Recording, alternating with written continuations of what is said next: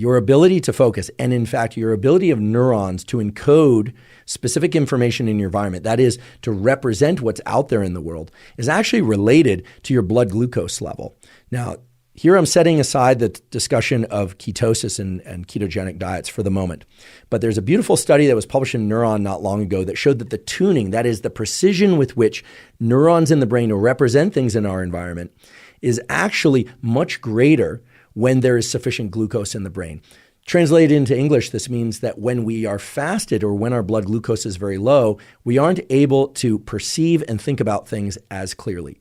Now, there's a twist to this, however. Many people who practice intermittent fasting, and I should say I practice a sort of pseudo-intermittent fasting. I generally eat my meals between the hours of 11 a.m. and 8 p.m., although sometimes there's some wiggle around that. Occasionally I have an early breakfast. I'm not super rigid about it. But I know there are a number of people who are doing longer fasts, or they're eating in a 6-hour window. We did an entire episode about fasting. You can, again, find that at hubermanlab.com. We'll likely have Sachin Panda, who's an expert in intermittent fasting, on the podcast.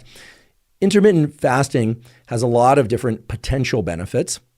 For some people, it's a convenient way to restrict their calories. For other people, it's a convenient way to avoid eating. That is, it's easier to not eat than to eat a small portion, so they opt for intermittent fasting, and so on and so forth. But one of the things that you hear very often is that some people like being fasted because they like the clarity of mind that it provides. Here's the situation.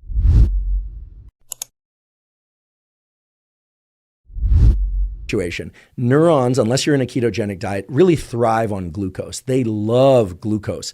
And as I mentioned before, your ability to think and perceive things is actually enhanced by having sufficient glucose in your bloodstream. So why would it be that some people experience a heightened state of mental clarity when they are fasted? I've certainly experienced that before. Well, I should say that provided you're well hydrated enough and you have enough electrolytes in your system, what tends to happen is that when you ingest food, there's a shift in your nervous system towards so-called parasympathetic mode. That is, the more relaxed, you probably heard it as rest and digest, although it does other things, a more relaxed mode that can indeed make us very sleepy. If we have too many carbohydrates, it actually can make us quite sleepy. However, if we have any food, if we have enough of it, that is, if our gut is full, it diverts blood to our gut and we become sleepy and we can't focus as well. So a lot of people really like fasting in the state of being fasted for focus and concentration because they don't have as much of that parasympathetic activation. They're just not as sleepy. And in fact, under those conditions, half as much caffeine will give you just as much lift as twice as much caffeine will give you on a full belly of pasta. And that's just the way that caffeine interacts with blood glucose. So what I'd like you to imagine is if you had a measure of focus from 0 to 10, these are arbitrary units, 10 being maximally focused and 0 being not focused at all. Imagine a U-shaped function, right? Where if you're very fasted, you're going to have a high degree of focus and concentration. But then if you ingest some food and your belly is full, your focus and concentration is reduced. But having enough blood glucose and maybe even elevated blood glucose will increase cognitive function. So there are two ends of the spectrum. On one end of the spectrum, blood glucose is relatively low and you're fasted and you can think and behave in a very concentrated way. And on the other end of the spectrum, you have a lot of blood glucose, or I should say sufficient blood glucose. You never want your blood glucose to be too high. And that allows your neurons to encode and perceive and basically allow you to think really clearly. So you sort of have to pick your condition. What do you want for your bouts of focus and concentration? I actually do both. So what I do is, as I mentioned before, I eat my meal sometime around 11 a.m., my first meal typically, unless I'm very hungry when I wake up. And so I will do my workout and one bout of focused work. I always think of this as my hard work early in the day. And I do that fasted. I'll be consuming water with electrolytes, maybe Element or other electrolytes, maybe some caffeine as well in the form of yerba mate or coffee. That's my first focus bout of 90 minutes or less. That is essentially done fasted. And then I'll eat.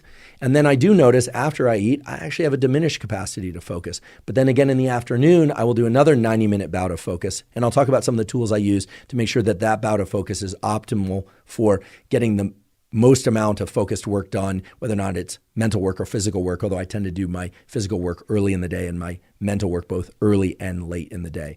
So to make this very simple, or as simple as I can for you, being fasted is great for focus and concentration, provided you're not thinking about food the entire time. And being fed is terrific for focus and concentration. It actually can improve neuronal function, provided that you didn't eat too much food. So one way to manage this is if you're going to have a lunch, to make sure that you don't stuff yourself at lunch, that you're not overeating, and to not get quite so full that you push your nervous system into this parasympathetic mode and make it hard to focus in the afternoon. I know a lot of people experience a dip or even a crash in energy in the afternoon that make it really hard to focus.